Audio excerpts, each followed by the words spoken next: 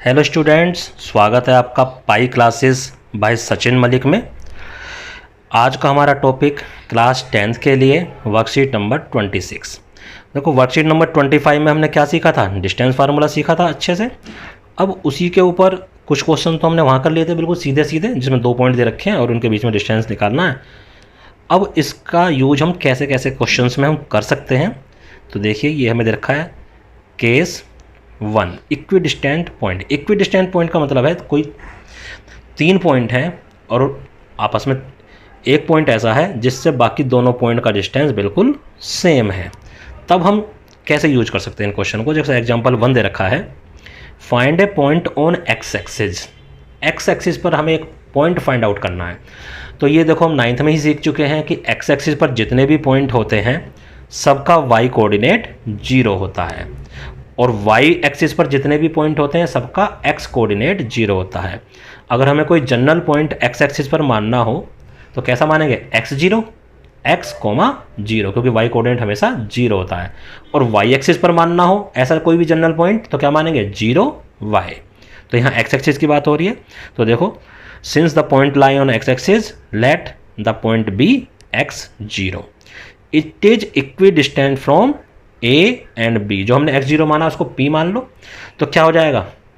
According to question क्या आ जाएगा? PA is equal to PB। तो PA, देखो ये अप्लाइंग डिस्टेंस फार्मूला लिखा हुआ है, उसके बाद नीचे आ जाओ। तो PA, जो हमारा PA दे रखा है, इन्होंने पॉइंट C माना जिसको मैं P कह रहा हूँ। इन्होंने, चलो इन्हीं की फॉर्म में कर लेते हैं, इन्होंने x0 को C पॉइंट मान लिया है। तो AC और BC दोनों इक्वल होने चाहिए।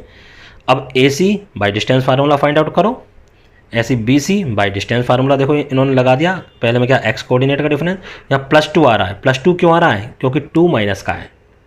पीछे हमने जो वर्कशीट नंबर 25 में करा था ना, हमने -3 को ब्रैकेट में रखा, ऐसे ही -2 को ब्रैकेट में रखोगे तो इन्होंने डायरेक्ट करके दिखा दिया +2। इधर AC का डिस्टेंस फार्मूले से, ऐसे इधर BC का डिस्टेंस फार्मूले से। अगर हम स्क्वायरिंग बोथ साइड करेंगे तो स्क्वायर रूट से स्क्वायर रूट कट गया और अंदर ये फार्मूले हमने ओपन कर दिए। x+2 को a+b के स्क्वायर के फार्मूले से हमने कर दिया x का स्क्वायर प्लस 2ab यानी कि 4x प्लस 4, और -5 का स्क्वायर 25, ऐसे इधर कर दिया x का स्क्वायर माइनस के 4x और प्लस के 4a-b के स्क्वायर के फार्मूले से प्लस 9। देखो एक्स स्क्वायर दोनों साइड है इसलिए कट हो गया, दोनों साइड है और विद सेम साइन है। 4 दोनों साइड है विद सेम साइन है, कट हो गया। तो इधर से क्या बचा? 4x, जो राइट हैंड साइड वाला 4x माइनस का है उसको भी उधर ले गए, प्लस के 4x हो गया।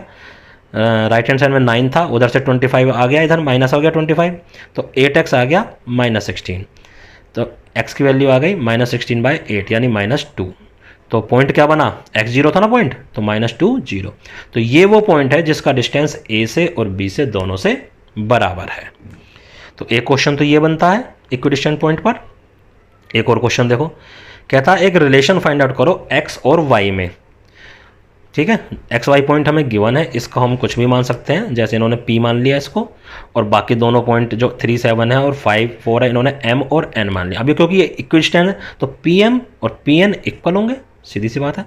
तो PM निकालो बाय डिस्टेंस फार्मूला और PN निकालो by distance formula. Distance formula हम कर चुके हैं, तो स्क्वायर रूट से स्क्वायर रूट हट ही जाता है। बाकी a-b का होल स्क्वायर का फार्मूला लगा के हमने ये सब कुछ ओपन कर दिया। देखो x2 y2 दोनों साइड हैं विद सेम साइन है, तो हमने कट कर दिए। अब x और y वालों को एक साथ रखो, बाकी जो कांस्टेंट टर्म है उसे दूसरी साइड ले आओ। देखो इधर था -6x और माइनस के 14y, x2 और y2 कट चुके हैं। उधर से 10x माइनस का था, इधर आके प्लस हो गया। 8y माइनस का था, इधर आके प्लस हो गया। अब राइट हैंड साइड में 25 और 16 पहले से ही थे हमारे पास, 9 उधर जाके माइनस हो गया और 49 उधर जाके माइनस हो गया। सोल्व करा हमने, इधर आ गया 4x - 6y, इधर आ गया -17। अब इससे ज़्यादा ये सोल्व नहीं हो सकता है, और यही हमें रिलेशन फाइंड आउट करना था x और y में।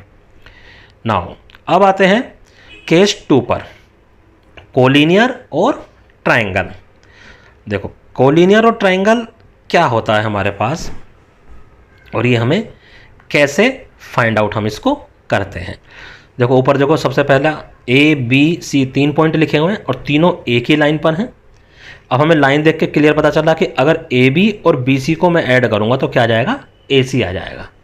ऊपर लिख भी रखा है कि AB + BC को ऐड करेंगे तो AC आ जाएगा, और नीचे फिगर से हमें दिखाई भी दे रहा है। अगर हम निकालेंगे तो जब मान लो हमें 3 पॉइंट दे रखे हैं, हम तीनों पॉइंट का यूज करके आपस में डिस्टेंस फाइंड आउट करेंगे। ए बी का भी निकालेंगे, बी सी का भी निकालेंगे, ए सी का भी निकालेंगे।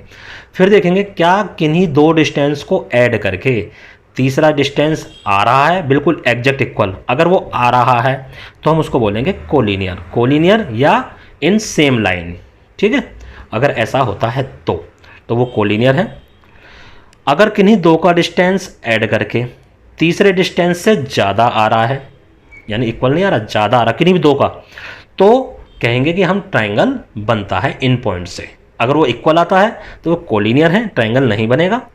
अगर वो ज़्यादा आता है तो क्या होगा, ट्रायंगल हमारा बन जाएगा। अगर बाई चांस लेस देन आ गया, किन्हीं भी दो को ऐड करके ना तो इक्वल आ रहा है किसी तीसरे पॉइंट के, वो तीसरे डिस्टेंस के, और ना ही वो ग्रेटर आ रहा है, तो हम क्या बोलेंगे, ना तो ये कोलिनियर है और ना ही इनमें ट्रायंगल बनता है। देखो एग्जाम्पल 3 कहता है, वो करके दिखाओ। कहता है find the type of triangle formed by P T Q. किस टाइप का ट्रायंगल बन रहा है, तो हम तीनों साइड निकालेंगे, पी टी भी निकालेंगे, पी क्यू भी निकालेंगे और टी क्यू भी निकालेंगे बाय डिस्टेंस फार्मूला। पॉइंट्स हमें पता ही है, x1 y1 x2 y2 मान के हम कर देंगे। तो पी टी वही x कोऑर्डिनेट का डिफरेंस का स्क्वायर प्लस y कोऑर्डिनेट के डिफरेंस का स्क्वायर, स्क्वायर रूट के अंदर 1 का स्क्वायर 5 का स्क्वायर अंडर रूट 26 हमारा आ गया। तो 5.09 आ रहा है इधर, उसको उन्होंने पॉइंट में निकाल दिया। ऐसे टी क्यू निकाल दिया, 9.05 आ रहा है, और ऐसे ही अगला आ रहा है। तो देखो तीनों साइड हमारी, एक 9.05 आई है, एक 8.94 आई है, एक 5 तो तीनों ही ट्रायंगल हमारे तीनों ही डिस्टेंस हमारे कैसे आए हैं, तीनों में से कोई भी साइड हमारी इक्वल नहीं आई। अगर तीनों साइड इक्वल आती तो कैसा ट्रायंगल था, कैसा बनता बताओ, इक्विलेटरल ट्रायंगल। दो साइड इक्वल आती तो आइसोस्केल ट्रायंगल, अब तीनों नहीं है तो स्केलेन ट्रायंगल। अच्छा, इसमें ऐसा भी हो सकता है किन्हीं दो साइड के स्क्वायर का सम तीसरे साइड के स्क्वायर के इक्वल आ सकता है। अगर ऐसा हो जाए तो पाइथागोरस थ्योरम लग गई, यानी फिर वो राइट एंगल ट्रायंगल होगा। ठीक है, इस बात का ध्यान रखना। तो ये था हमारा केस 2। अब चलते हैं हम केस 3 पर। क्या था, अगर 4 पॉइंट दे रखे हैं और वो क्वाड्रिलेटरल बना रहे हैं, 4 पॉइंट दे रखे हैं और क्वाड्रिलेटरल बना रहे हैं, और हमें फाइंड आउट करना कि ये स्क्वायर बना रहे हैं या रोम्बस बना रहे हैं। तो हम कैसे करेंगे, देखो स्क्वायर और रोम्बस दोनों की चारों साइड हमारी इक्वल होती हैं। क्लियर है, स्क्वायर और रोम्बस में दोनों की चारों साइड इक्वल होती हैं। फ़र्क क्या होता है, स्क्वायर में चारों एंगल 90 डिग्री के होते हैं और रोम्बस में नहीं होते हैं। और ऐसे स्क्वायर के अगर तुम डायगोनल बनाओगे तो वो दोनों डायगोनल इक्वल आएंगे, और अगर डायगोनल नहीं बनाओगे, अगर रोम्बस के डायगोनल बनाओगे तो वो डायगोनल इक्वल नहीं आएंगे। तो हम क्या करेंगे, जो हमें 4 पॉइंट दे रखे हैं, चारों पॉइंट का यूज करके चारों साइड निकाल लेंगे। अगर चारों साइड इक्वल आ गई तब तुम लिखोगे this quadrilateral may be square और रोम्बस। अब उसके बाद दोनों के डायगोनल फाइंड आउट करोगे वही डिस्टेंस फार्मूला से। अगर डायगोनल इक्वल आते हैं तो क्या लिखोगे, this quadrilateral makes a square. अगर वो डायगोनल इक्वल नहीं आते हैं तो तुम बोलोगे this quadrilateral makes a rhombus. इसी टाइप से हम रेक्टेंगल और पैरेललोग्राम में करेंगे। क्या होता है दोनों में, दोनों की अपोजिट साइड्स इक्वल होती हैं, चारों साइड निकाल लो, आमने सामने की साइड्स इक्वल आ जाएंगी। तो क्या लिखोगे, दिस में भी रेक्टेंगल और पैरेललोग्राम। फिर डायगोनल निकालेंगे दोनों के, अगर डायगोनल इक्वल आ गए तो वो रेक्टेंगल है, अगर डायगोनल इक्वल नहीं आए तो वो क्या है, पैरेललोग्राम। ठीक है, तो इस तरह से हम इस वर्कशीट को कंप्लीट कर लेंगे। देखो अब नीचे ये 3 क्वेश्चन इधर हमारे के साइड में दे रखे हैं, ये तुम्हें करने हैं, और इनकी कॉपी में करो, इनकी फ़ोटो खींचो और मुझे जल्दी से जल्दी भेजो। मैं आपका टीचर सचिन मलिक।